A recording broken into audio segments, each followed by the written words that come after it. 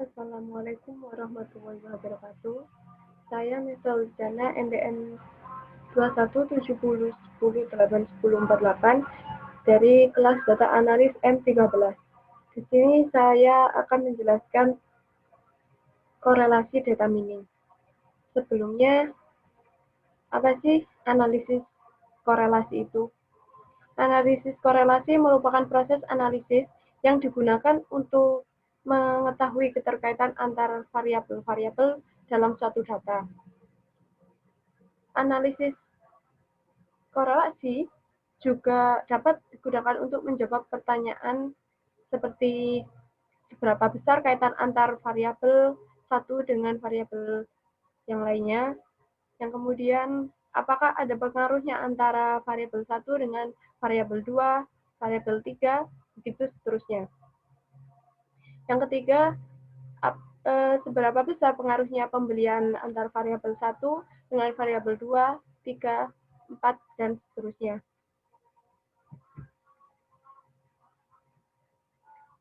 Dan di sini saya sudah mendapatkan dataset yang berjumlah 21 nama pelanggan dari sebuah toko. Dan di sini ada beberapa variabel. Yang pertama, makanan ringan, minuman, buah-buahan, perawatan, dan perlengkapan.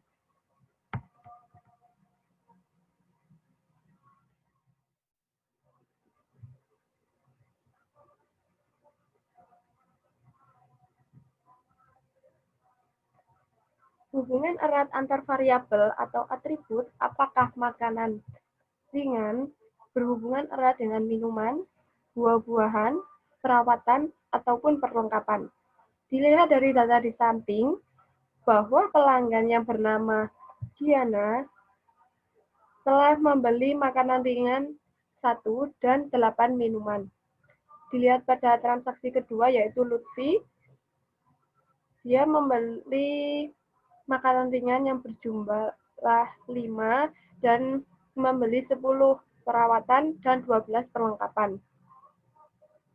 Sedangkan pada transaksi yang ketiga yaitu yang bernama Gus, dia membeli 16 makanan ringan, 2 minuman, 1 buah-buahan, 2 perawatan, dan 1 perlengkapan. Jadi, pola pembelian ini kelihatan jika saya olah menggunakan rumus korelasi pada Excel, sehingga mendapatkan hasil sebagai berikut. Nilai korelasi pada makanan ringan yaitu 0,69. Untuk nilai korelasi minuman 0,15, untuk korelasi buah-buahan 0,14, untuk korelasi perawatan 0,74, dan untuk nilai korelasi perlengkapan 0,73. Dan dilihat dari data di layar, jika seseorang yang membeli makanan ringan setelah itu membeli minuman, maka dapat dilihat yaitu nilai korelasinya min 0,070. Maka nilai confidence itu seperti akurasi atau nilai kemungkinan untuk membeli minuman itu sedikit, yaitu min 0,070. Kalau nilai 1 di sini yaitu pasti, di mana jika seseorang yang membeli makanan ringan, di situ pasti akan ke tempat makanan ringan dan membeli makanan ringan yang diinginkan atau dibutuhkan. Data analisis korelasi di sini digunakan untuk menganalisis transaksi yang kemudian kita bisa menentukan hitungan sederhana. Korelasi antara jumlah penjualan dengan faktor di bawah, yaitu makanan ringan, minuman, buah-buahan, perawatan, dan perlengkapan, yang dikumpulkan menjadi satu dataset seperti tabel di samping. Dari data di samping, kita dapat menghitung menggunakan matriks korelasi yang menghasilkan data seperti ini. Jadi, hubungan minuman dengan buah-buahan, jika seseorang sudah membeli minuman, dan untuk membeli buah-buahan itu hanya kemungkinannya kecil, yaitu min 0,126.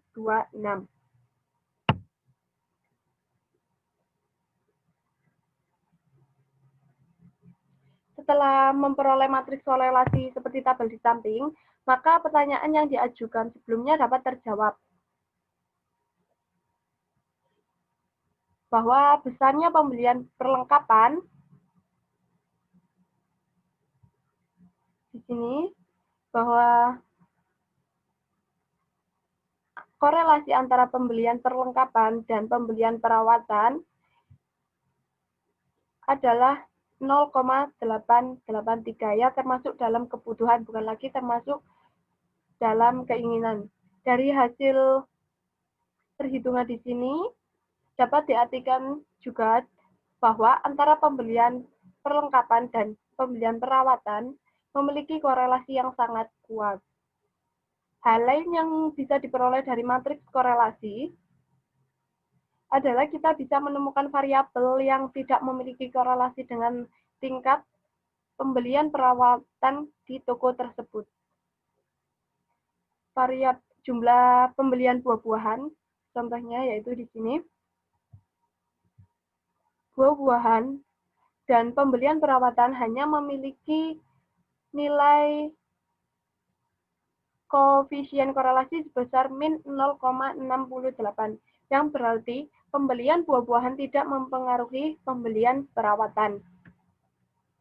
Dan di sini juga terdapat grafik data penjualan yang di setiap variabel kita bedakan simbolnya agar mudah dipahami. Dan hasilnya dari korelasi 5 variabel terhadap penjualan di toko tersebut, yaitu yang pertama makanan ringan dengan hasilnya 0,69, dan korelasi variabel minuman 0,15, buah-buahan 0,14, perawatan 0,74, dan perlengkapan 0,73. Sekian presentasi dari saya, kurang lebihnya saya mohon maaf. Wassalamualaikum warahmatullahi wabarakatuh. Assalamualaikum warahmatullahi wabarakatuh. Perkenalkan, nama saya Niko Aditya Putra. Saya mahasiswa Fakultas Ekonomi dan Bisnis dari kelas Data Analis M13. Di sini saya akan menjelaskan materi yang sudah ditugaskan, yaitu materi data analis. Ini guna untuk memenuhi nilai tugas. Nah, pertama-tama saya akan menjelaskan tentang prediksi itu. Apa sih prediksi itu kan ya? Karena saya akan membahas prediksi dari sebuah data. Di sini jumlah perhitungan prediksi penjualan yang akan saya jelaskan kan ya. Langsung saja, prediksi itu adalah suatu proses memperkirakan secara sistematis tentang suatu yang paling mungkin terjadi di masa depan berdasarkan informasi masa lalu dan sekarang yang dimiliki. Agar kesalahannya atau selisih antara sesuatu yang terjadi dengan hasil perkiraan dapat diperkecil. Lalu untuk menghitung prediksi menggunakan rumus penjumlahan total tiap baris, jumlah per variabel.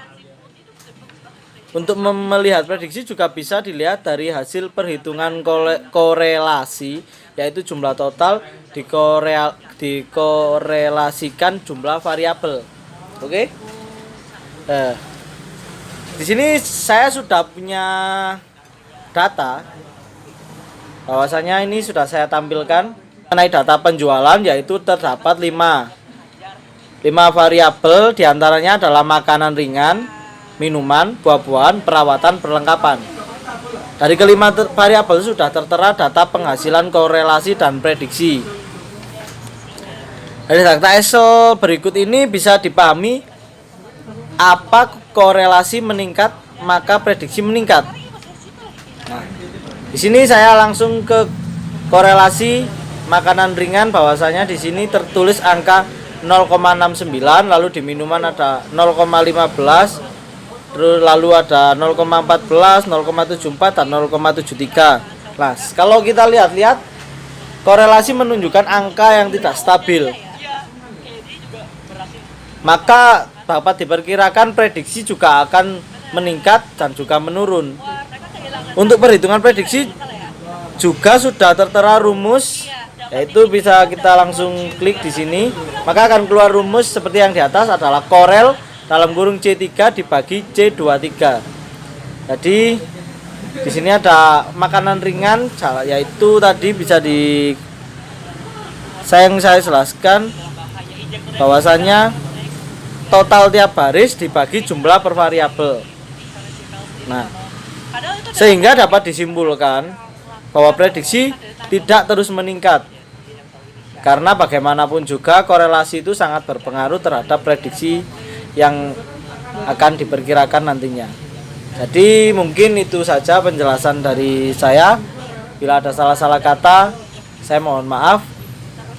Wassalamualaikum warahmatullahi wabarakatuh. Assalamualaikum warahmatullahi wabarakatuh. Saya Mirza Rosnita. Saya akan menjelaskan Facebook Audience Insight. Facebook Audience Insight adalah tool yang sangat berguna untuk melakukan targeting di Facebook, terutama untuk yang ingin melakukan laser targeting di Facebook dengan ghost sales conversion. Biasanya jumlah audiensesnya tidak terlalu besar.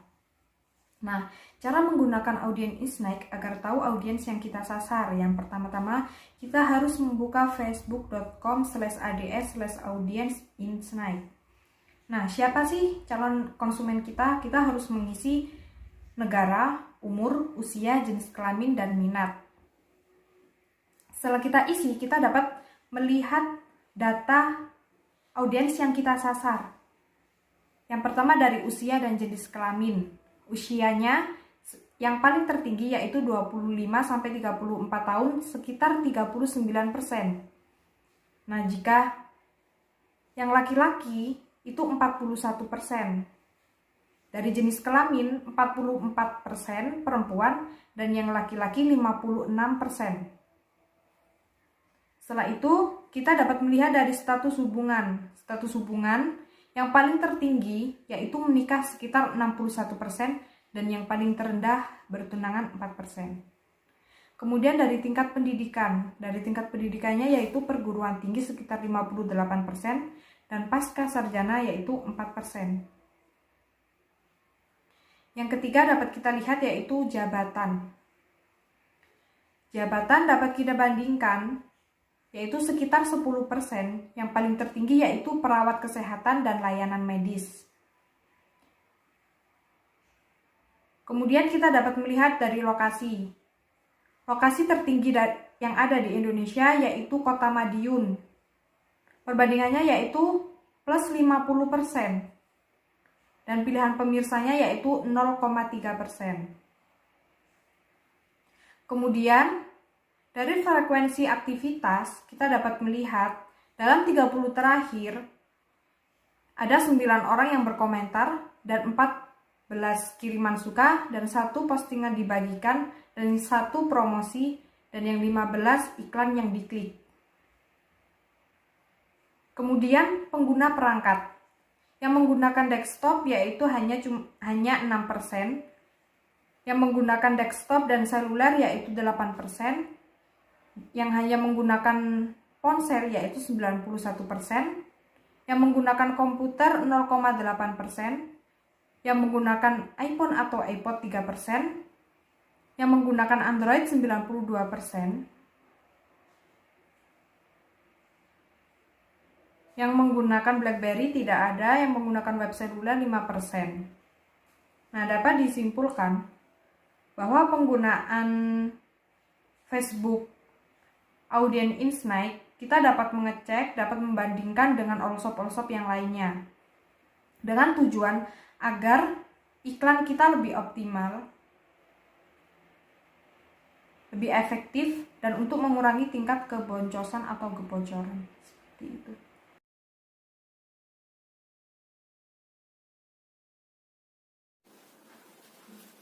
Assalamualaikum warahmatullahi wabarakatuh. Perkenalkan, nama saya Zubni Fitri Astuti, NPM 21701081081. Saya dari kelas Data Analis. Di sini saya akan menjelaskan tentang Google Keyword Planner. Pertama-tama yang akan saya jelaskan adalah pengertian Google Keyword Planner. Google Keyword Planner adalah tool riset keyword yang termasuk dalam layanan Google Ads. Pada dasarnya, tool ini memang dibuat untuk keperluan membuat iklan di Google Ads. Namun, Anda juga bisa menggunakannya untuk keperluan lain, yaitu riset keyword SEO. Sebagai salah satu fitur dari Google Ads, Anda harus mendaftar ke Google Ads terlebih dahulu untuk menggunakan Google Keyword Planner. Namun, tenang saja, Anda bisa menggunakan Google Keyword Planner tanpa memasang iklan di Google. Baiklah, untuk yang berikutnya akan saya tampilkan tentang tutorial mendaftar Google Keyword. Tata caranya berikut ini. Untuk yang pertama, kita buka Google terlebih dahulu dan kita Google Keyword Planner seperti ini. Apabila sudah muncul tampilan fitur seperti ini, kita bisa memilih yang paling atas. Ini akan muncul fitur seperti ini, kita bisa memilih yang sign in.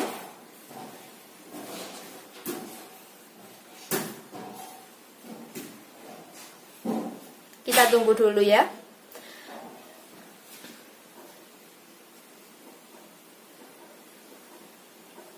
Nah, karena saya sudah pernah sign in, maka tampilannya akan langsung seperti ini.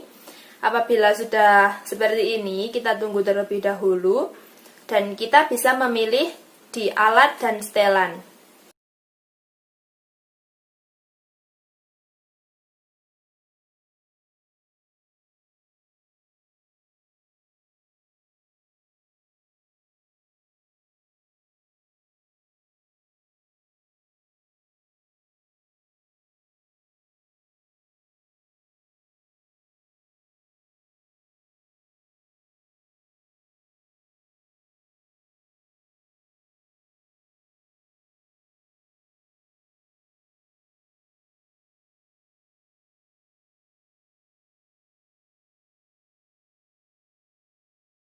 Pertama ada makanan ringan, minuman, buah-buahan,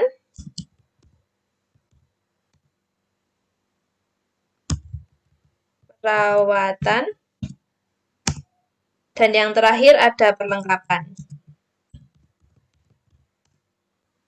Apabila teman-teman sudah menuliskan semua kata kunci di sini, kita bisa ngeklik dengan dapatkan hasil. Nah, nanti akan muncul fitur seperti ini. Teman-teman juga bisa memilih melihat di sini ada penelusuran bulanan rata-rata, persaingan, pangsa tayangan iklan, halaman bagian atas, tentang rentang yang rendah, tentang rentang yang tinggi, dan status akun. Untuk persaingan, teman-teman tinggal memilih mau persaingan yang rendah ataupun yang tinggi ataupun sedang, itu bisa diatur, yaitu tata caranya adalah tambahkan filter. Nah, Anda bisa memilih tentang kata kunci, persaingan, pangsa tayangan iklan, semua bisa kita filter di sini. Untuk contohnya, saya akan mengambil tentang persaingan. Nah, di sini ada pilihan, ada rendah, sedang, dan tinggi. Untuk contohnya, saya akan memilih yang sedang. Nah, di sini akan terfilter sedang dan tingginya. Nah, di sedang ini, penelusuran bulan rata-ratanya ada 100 sampai 1000. Berarti di sini penggunaan kata kunci di sini tergolong sedang dengan angka 100 sampai 1000. Dan yang teratas ini ada golongan yang tinggi 10 sampai 100. Ini halaman rentang rendahnya, angkanya seperti ini.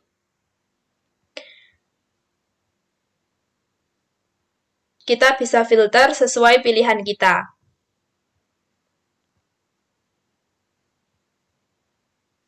Apabila teman-teman ingin menampilkan tentang persaingan yang rendah, Anda juga bisa filter untuk yang di atas ini tadi, memilih yang rendah. Selanjutnya, saya akan tampilkan pilihan yang kedua, yaitu dapatkan volume penelusuran dan perkiraan. Kita klik terlebih dahulu. Kita tulis lagi tentang kata kunci yang telah kita masukkan tadi, kita tulis ulang, seperti makanan ringan,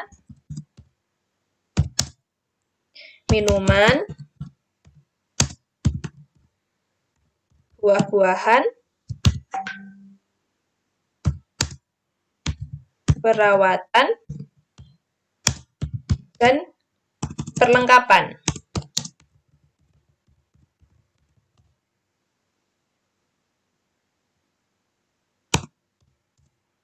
Kita bisa mulai. Akan tampil seperti ini. Di sini ada data. Beberapa yang sudah mengeklik tentang keyword yang tadi, yaitu 820, tayangannya ada 11.000, dan biaya yang harus dibayarkan untuk Google Keyword ini ada 1,6 juta rupiah. Ini untuk rata-ratanya, dan posisi rata-rata yang terakhir ada 1,7. Di sini sudah akan muncul untuk kata kunci buah-buahan, ada grup iklan, CPC Max, klik, tayangan, biaya, akan muncul data-datanya.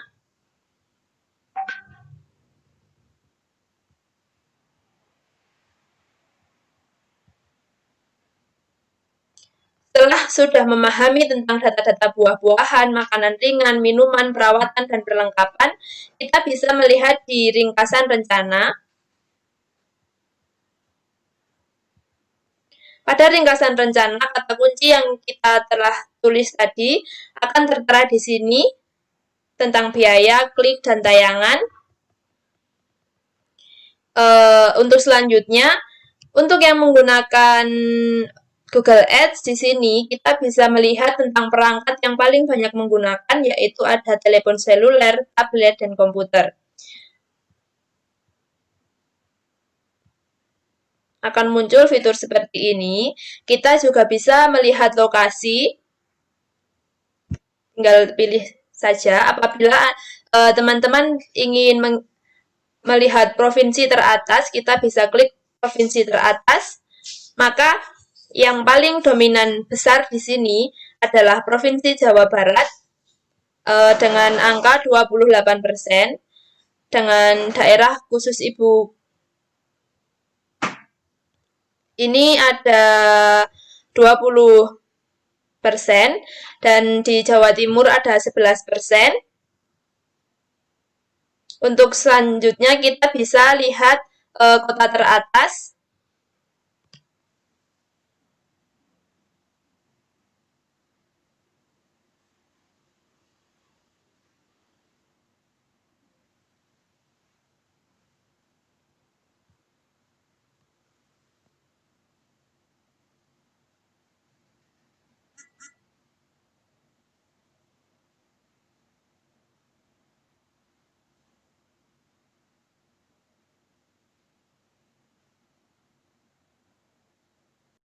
Lihat lokasi, tinggal pilih saja. Apabila teman-teman ingin melihat provinsi teratas, kita bisa klik provinsi teratas. Maka yang paling dominan besar di sini adalah Provinsi Jawa Barat dengan angka 28%. Untuk selanjutnya kita bisa lihat kota teratas. Di sini kita bisa filter, maka akan muncul, dan yang paling tertinggi di sini ada lokasi lain dengan angka 77%, dengan catatan Surabaya 5%, Tangerang 5%, Bekasi 5%, Jakarta Timur 4%, Jakarta Utara 4%. Akan muncul tampilan siapa yang paling banyak dan yang paling sedikit. Untuk biaya kita juga bisa di sini memilih konversi, nilai konversi, klik, dan tayangan, dan biaya. Mungkin cukup sekian yang dapat saya jelaskan. Semoga teman-teman paham.